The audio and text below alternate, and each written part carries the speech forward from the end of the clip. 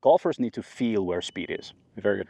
And to me, it's a lot about actually trying to feel that you have speed down through the bottom. And almost feels it's kind of faster over on this side of the golf ball. Yep. And then what I let a lot of people do is, okay, what I want you to do is make like your granny backswing where you feel you've got plenty of time, you're under control, make sure you keep your body in a good spot.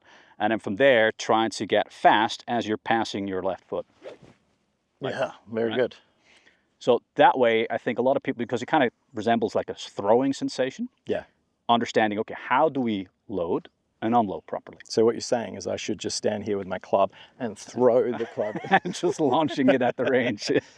Don't hold us against that. No. So I would say, once you understand concepts of low point, let's say we're talking about an iron. Yep. As you know, we want to try to make sure we're striking the turf after the golf ball a certain amount. Correct. Right? This very important. Hugely important. I think that's what a lot of people misunderstand, because if you look at studies and they're looking at tour players, let's say we're talking 7-iron. Yeah. Low point's usually somewhere around 4 to 5 inches after the golf ball with a good player. Yep. So let's try to demonstrate one for me. Yeah, let's just demonstrate that. So we can see the divot's really in front of this reference line here. If I do that once more, pay close attention from that face-on view of where that golf club is really moving through the ground there. Yeah, that was beautifully executed there, bud.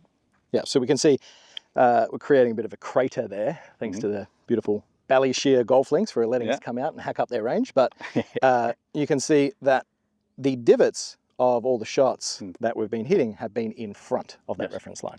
Yes, and I think there where what really comes to mind right now, once we understand where low point is, now so here's our famous word, it's compression that we're trying to create. Yeah. And if you create proper low point control, proper delivery of the club and your arms and your body, you'll compress the golf ball, which is going to help you produce more ball speed. Yeah. Distance really isn't club head speed, it's ball speed. Which is interesting, right? Everyone gets their little launch monitor up, and the number one speed that you see them put up is club head speed. But you can swing it at a slower speed. So we saw how far that last shot went, right? Yeah. Now, I'm going to swing it faster, but I'm going to have the bottom of my swing or low point behind. I'll still hit a reasonable shot. It'll get a little bit scoopy, but it's going to launch a lot higher, and I'm going to swing it faster, but it's definitely not going to go as far. Correct. Oh, yeah. You're good at that. So, flop shot, 70. PTSD from a kid. So, right there, that's gone 100 meters with a faster golf swing with a full 8-iron when I normally hit my 160. Yeah. So, looking at that, we can see that speed, club head speed, does not equal ball speed. And we want to improve the ball speed. And you're saying that we need to get compression to do that, yeah? Correct. Perfect. So how do we do that? So basically what we just kind of talked about earlier on, right? So if you swing back up to the top for me, and I'm going to come to your side, just kind of help you a little bit with that. Earlier on when we had the other drills about the head movement, we talked about the ball throwing exercise. So what I want you to do is to create compression. We need the body to feel it's traveling more into the lead side as the arms are starting to slowly unload what you have in the system. Yep. And then from there, we're releasing everything over on this side. So you can see there, Carrot's arms are fully extended and his wrists are fully released well after the golf ball. That's going to guarantee our compression into the golf ball and actually striking the turf later. And you can see how much more to the left you are and extended you are in your body and in your spine. Yeah. So again, that kind of throwing exercise to the wall with proper mechanics is really going to help you creating that. If you stay on your back foot or you just try to spin your body really hard to create a lot of force, you're not going to be able to do that. Feels incredibly powerful through the golf ball. And if I was to do the opposite, and like, let's say I demonstrate that weak shot, now I'll pause post-impact for us here, Ty. You can see that's very much the opposite to what we were just looking at here. And really, we would see a lot of players be a lot further 100%. Back than that, bunched up, chicken wing, all that good stuff that you certainly don't want to do, right? So, what is your favorite drill to get more compression post-impact? Right. I've done a million videos, probably 1,000,001, of the hit hard, stop quick, right? Great. One of your favorites? One of my favorites.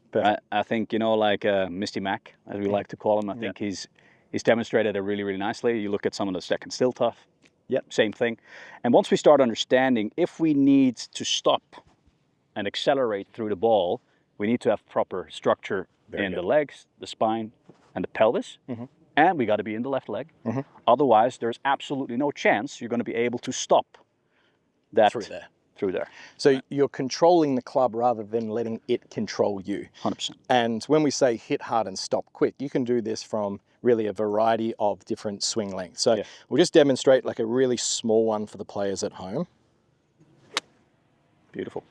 And notice, Ty, if you kind of point out some aspects to my body that player should look Definitely for here, what you want to see, you can see the alignment sticks on the ground and how Carrot's pelvis is well ahead on the left side of this center alignment stick. See also lovely how he extends his spine back, sternum's back, arms are fully extended in front of his chest. There's not a lot of flick or fold or backwards movement. Yep.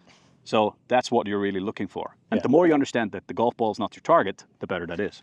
If you want to get a bit of an idea of what this kind of feels like post-impact, it might look a bit weird if you're doing this by yourself in a public space, but at home, just rehearse a big uppercut punch. Yeah. And that same feeling, if I then put the golf club in my hands, that big, nice, tall, extended finish position, that's going to give them that sort of feel and look that they're trying to achieve there. We'll move this one here quick. And another one that I like doing, so let me demonstrate this for you, right? You want to? Most alignment sticks have a pointy end on this side. So you actually have the alignment stick center, and you're holding it, arms kind of close together. You leave about, a little bit more than a tennis ball of space in between. Yep.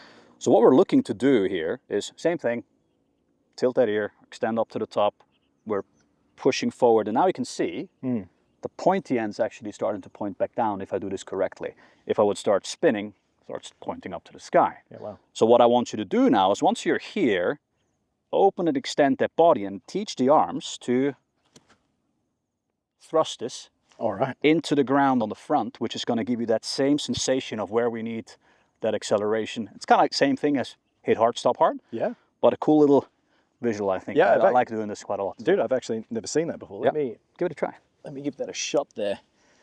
Let's see, first time luck, right? So setting up, we've got a golf ball in between. We're going to make a nice pivot to the top. And then I'm just rehearsing. Like, I love that feeling of getting kind of that lead shoulder down over the lead foot in transition down. That really makes me feel that I can get it pointing down. You can see as a result of doing that, the arms do finish long and extended through.